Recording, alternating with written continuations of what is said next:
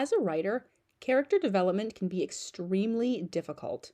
Human beings are so nuanced and possess so many different perspectives that bringing those aspects of a character to life on a screen or a page can be an excruciating process. Capturing every detail and minutiae of a character often leads to long hours of work and a great deal of rewrites. But that is the price that must be paid to write memorable characters, and it is a price that is failing to be paid in modern Hollywood in the last few years. I've been doing a lot of reactions, focusing on old movies, and the more I watch, the more I am blown away by the sheer strength of these characters, many of them female. Such women include Sarah Connor, Dr. Ellie Sattler, Laurie Strode, Leia Organa, and one of the things that these women have in common is their unending endurance and will to face down terrifying things and still come out on the other side, not necessarily whole, but stronger in spite of their circumstances. Sarah Connor, in particular, is one of those characters that is deceptively strong. She is a character that has been thrown into a fight that is far above her head, where she is forced to adapt to circumstances that she does not know how to deal with. She is scared, confused, traumatized, and wounded, and yet she does not let that stop her from attempting to reach for her own happy ending. Despite tremendous pain, despite crushing loss, despite her own isolation and inabilities, she keeps going, and that is something that I can truly respect about her. Ellie Sattler, too, is a character that is possessed of an overwhelming endurance. She recognizes the stakes of her situation. She recognizes that she could lose her life in attempting to bring the power back on, but she accepts her role not because she is a strong woman, but because it is the right thing to do, and because there is no other option. No matter how scared she is when the raptor bursts into the compound, no matter how terrified she was when she realized that Mr. Albert had been mutilated and was now dead, she kept going. And I like the fact that the writers were not afraid to show her getting hurt. She is not a character who makes it out of Jurassic Park without sustaining injuries or without a single hair falling out of place. She endured her own pain, her own fears and worries, and still chose to keep going in spite of everything that was thrown at her. But I think perhaps the best example of a true, strong female character would be Éowyn from Lord of the Rings. I have been watching this character since I was 11 years old, and apart from all the other awesome characters like Legolas and Aragorn and Gimli and even Sam and Frodo, she was probably one of the characters that I resonated with the most. Not because she was a woman, not because she was a princess and that was what I wanted to be, but because she had a genuine desire to help and a true love for the family that she wanted to protect. Her only instinct during this scene is to get to her uncle so that she could protect him. It didn't matter that the person wanting to kill him was the 8-foot-tall Witch King of Angmar. It didn't matter that he had a dragon and she only a simple sword and shield.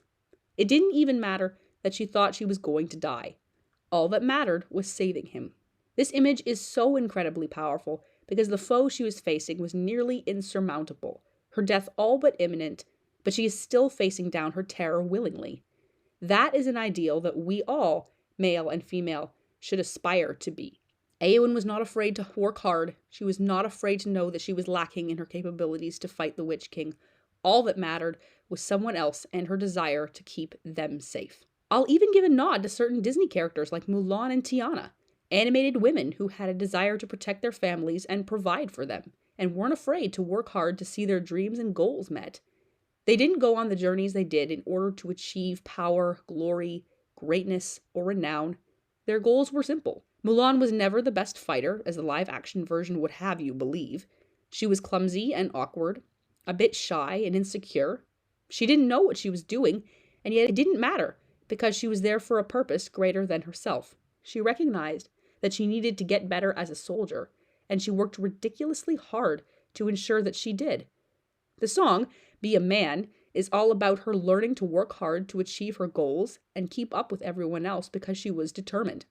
Her character arc came full circle because she was determined from the beginning, knew what her limitations were, and strove to get better no matter what.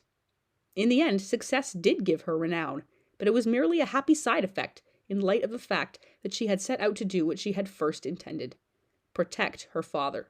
As for Tiana, she grew up as a woman of color in the Deep South in the 1920s, when the odds would have been stacked against her from birth. But Tiana never complains. She takes the lessons that she learned as a child from her father, which were that hard work and determination were the only way that her dreams would come true, and makes them the mantra of her life. She is committed to working as hard as she possibly can to achieve her restaurant dream, and nothing and no one is going to stop her. She scrimped and she saved until she had enough money to make a down payment, and even when she got married to a prince of all things, she didn't let him buy her dream for her. Instead, the two of them worked together to make her dream a reality and fell even more deeply in love than before.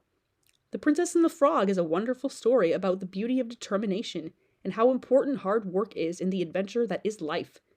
Tiana was a far more relatable character because she recognized that she needed to work hard in order to get what she wanted. Why don't we create characters like this anymore?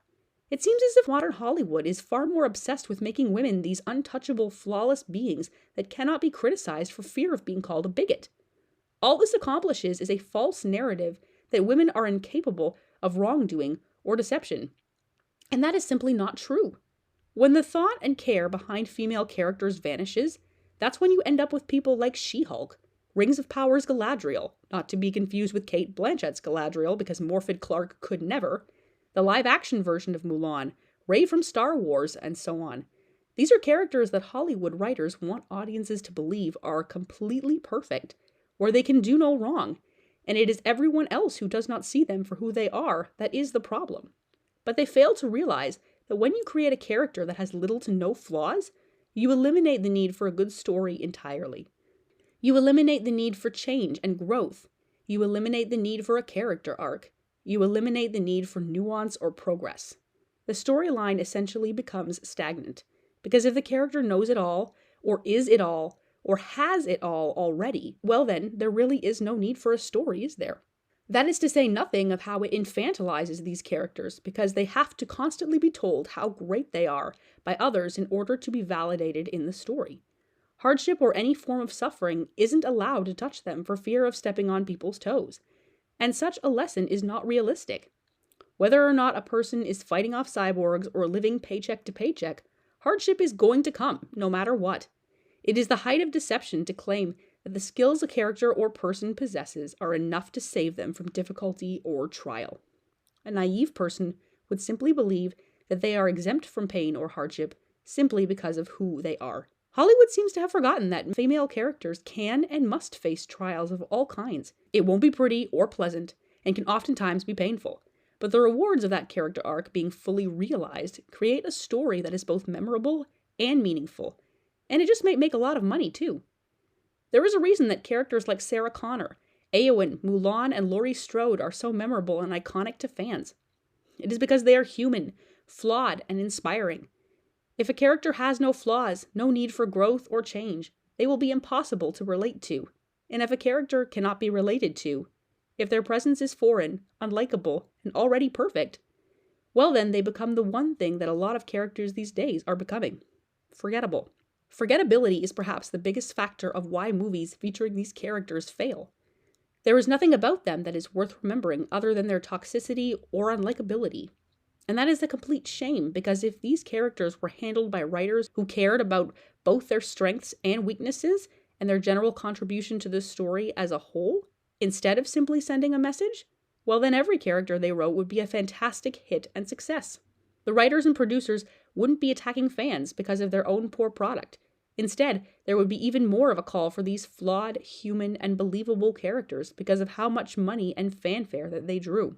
It is sad and somewhat confusing that writers and producers these days are so willing to burn fan goodwill and money in favor of sending a message.